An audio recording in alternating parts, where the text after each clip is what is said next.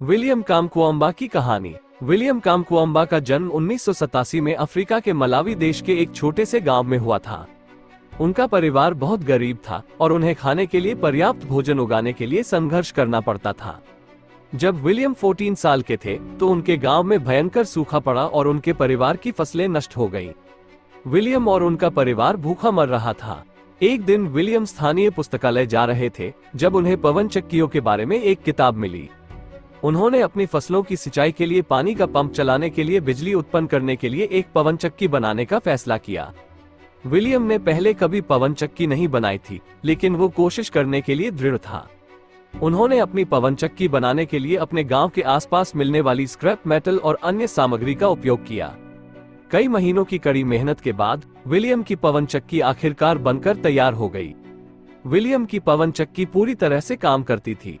ये पानी के पंप को चलाने के लिए पर्याप्त बिजली उत्पन्न करती थी और विलियम का परिवार फिर से फसल उगाने में सक्षम था।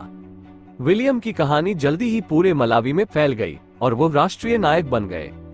2007 में विलियम को कैलिफोर्निया में टेड सम्मेलन में भाषण देने के लिए आमंत्रित किया गया था। उन्होंने अपनी कहानी दर्शकों को सुनाई और उन्होंने दुनिया भर के लोगों को प्रेरित किया। विलियम की कहानी एक अनुस्मारक है कि अगर आप अपना मन लगा लें तो कुछ भी असंभव नहीं है। विलियम कामकुआम्बा अब एक इंजीनियर और आविष्कारक है।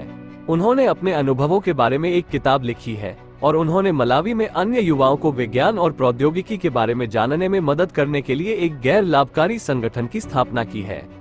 विलियम कामकुआम्बा हम सभी के लिए एक प्रेरणा है।